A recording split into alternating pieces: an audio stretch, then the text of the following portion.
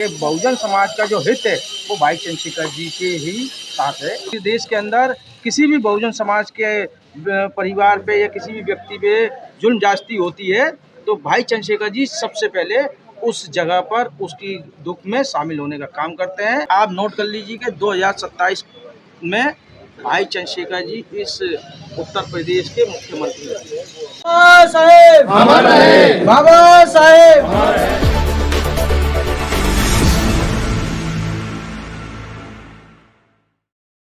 2027 की क्या तैयारी है और किस उद्देश्य से आज यहाँ मीटिंग रखी गई है? जी सर, आपका बहुत बहुत स्वागत है। शुक्रिया भाई नवजागरण लाइव टीवी से।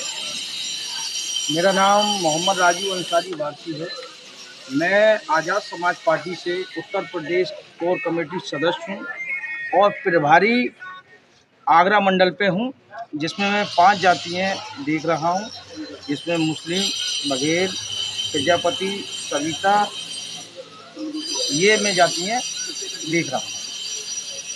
इन जातियों में भाईचारा बनाने का जो कार्य है वो माननीय राष्ट्रीय अध्यक्ष जी ने आह्वान किया है और 2027 के लिए हम बड़ी गंभीरता से तैयारी कर रहे हैं। आपने जिन जातियों का नाम लिया है, ये जातियाँ तो पहले भी बहुजन समाज में जुड़ी हुई हैं, इन्हें आप अपनी तरफ कैसे लेंगे? क्या रणनीति है? ये हमारे जो 6743 जातियों में बटे हुए बहुजन समाज को हम एकजुट करने का काम कर रहे हैं, जो किसी कारण से छिन्न हो गई थी।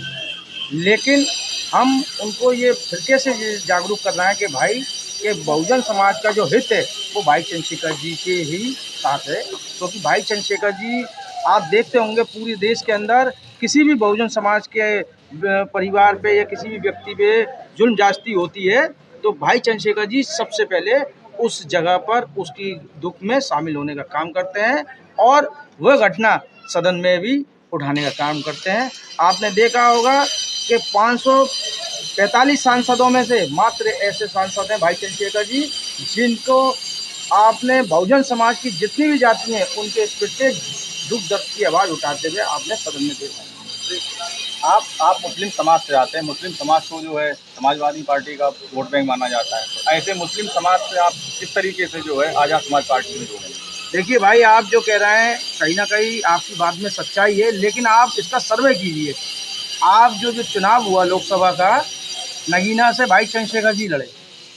समाजवादी पार्टी को वोट देना एक मजबूरी थी, कोई विकल्प नहीं था।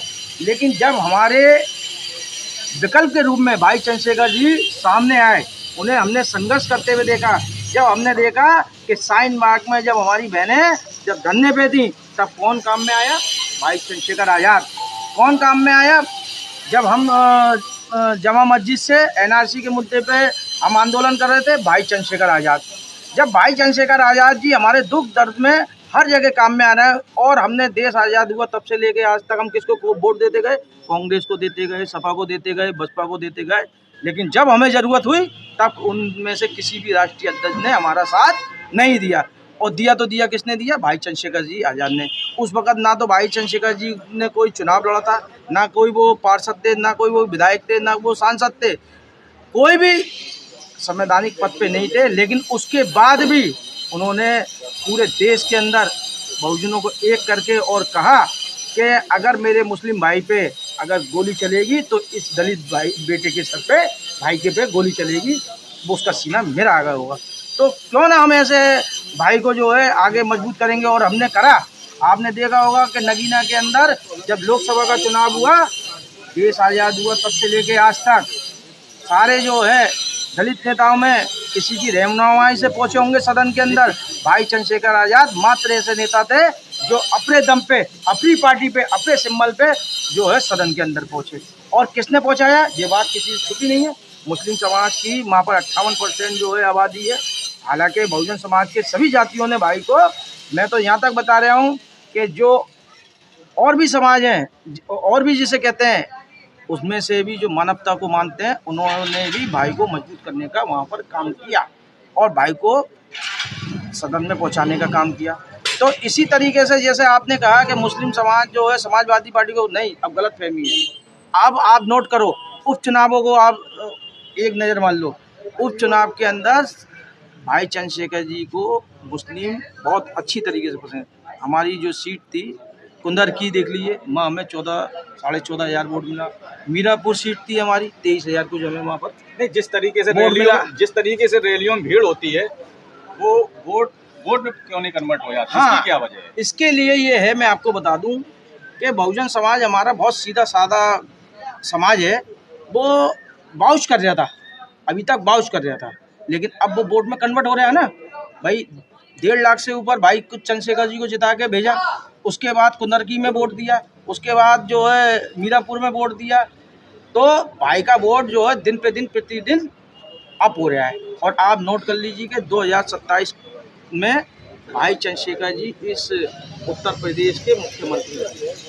2027 का चुनाव किन मुद्दों को लेकर लड़ा जाएगा और क्या बहुजन समाज पूर्ण रूप से भाई चंद्रशेखर या आजाद समाज पार्टी के साथ आ चुका है? मैं डॉक्टर मलखान सिंह व्यास, आगरा जनपद से। आज मैनपुरी जनपद में हम लोग अपने मुस्लिम भाईचारा एवं अन्य भाईचारा बनाने के लिए यहाँ आए हैं और आपको नव जागरण लाइव बताना चाहूँगा, क्योंकि जिस तरह से भाई चंद्रशेखर जी पूरे देश प्रदेश में हम दलित शोषित पिछड़े लोगों की, अल्पसंख्यक लोगों की जो लड़ाई लड़ रहे हैं, उस लड़ाई से सभी प्रेरित होकर बड़ी जल्दी भाई के साथ आ रहे हैं। आज हम देखते हैं प्रत्येक दिन हमारी पार्टी में सैकड़ों की संख्या में लोग अपने आकर आजाद समाज पार्टी को ग्रहण कर रहे हैं, क्योंकि अभी मैं भाई का एक 25 मई को एक सम्मेलन आगरा के अंदर हो रहा है, प्रबुद्धजन सम्मेलन, उसको बारे में भी हम लोग यहाँ अवगत कराने के लिए आए हैं। क्योंकि जिस तरह से भाई ने देखा था कि भाई के साथ युवा जुड़ रहे थे, प्रबुद्ध वर्ग कम आ रहे, तो इस तरह से पूरे मंडल के अंदर प्रबुद्ध वर्ग का सम्मेलन किए जा रहे हैं, जिसमें प्रबुद्ध वर्ग के लोगों को बुलाकर वहाँ भाई के साथ में जोड़ा जा रहा है। क्योंकि मैं जानता हूँ 2027 के अंदर हमारी आजाद समाज पार्टी के बिना कोई सरकार नहीं बन सकती है। अगर सरकार बनेगी तो इसमें आजाद समाज पार्टी की बहुत अहम भूमिका रहेगी। इसी के साथ बहुजन समाज के लोगों को आप किस तरीके से जोड़ रहे हैं? क्या अपने बहुजन समाज पार्टी के जितने भी हमारे साथी हैं उनको हम लोग जिला संयोजक, विधानसभा संयोजक, बूथ संयोजक और सेक्टर संयोजक के माध्यम से उन्हें इस कड़ी से जोड़ रहे हैं, क्योंकि जब तक हमारा बूथ मजबूत नहीं होगा तो हमें कामयाबी नहीं मिलेगी। इसलिए हम सबसे ज़्यादा हमारा फोकस सेक्टर बूथों पर है। सेक्टर बूथ के हम भाईचारे में मिलकर वहाँ अपनी कमेटियाँ गठन कर रहे हैं। उस कमेटियों को जैसे हमारा भाईचारा अच्छा बन जाएगा तो निश्चित ही हमें 2027 में सफलता मिलेगी। आज भीम आर्मी आजाद समाज पार्टी जिलाध्यक्ष मैनपुरी, नाम ओपी सागर है, रहने वाला हूँ मैं कुसमरा के पास रामनगर, डिस्ट्रिक्ट मैनपुरी। ये सर गढ़ जो है समाजवादी का गढ़ माना जाता है मैनपुरी, तो यहाँ पे आप किस तरीके से तैयारी कर रहे हो? 2027 की रणनीति क्या रहेगी और लोगों को किस तरीके से आजाद समाज पार्टी से जोड़ने का काम करेंगे? हाँ बोलिए भाई, ये अपना अपना नज़रिया है कि किसे किस नज़रिया से देखा जाता है, किसे किस नज़रिया से देखते। गढ़ काय का है, गढ़ क्या है भाई, हम लोगों के पास कोई विकल्प नहीं था, और विकल्प जब नहीं था तो जो भी हमें अच्छा लगता था एक्स के सामने मैं अपना वोट करता था। लेकिन आज जब मेरे पास सीधा सीधा विकल्प है तो अब हमें सोचने की आवश्यकता ही नहीं है। माननीय राष्ट्रीय अध्यक्ष जी आज जो बहुजन समाज के, जो मुस्लिम समाज पे जो कार्य कर रहे हैं वो किसी से छुपा हुआ नहीं है, वो बिल्कुल उजागर है, वो दिखाई दे रहा है। सोशल मीडिया के माध्यम से हर व्यक्ति एक्टिव हो चुका है।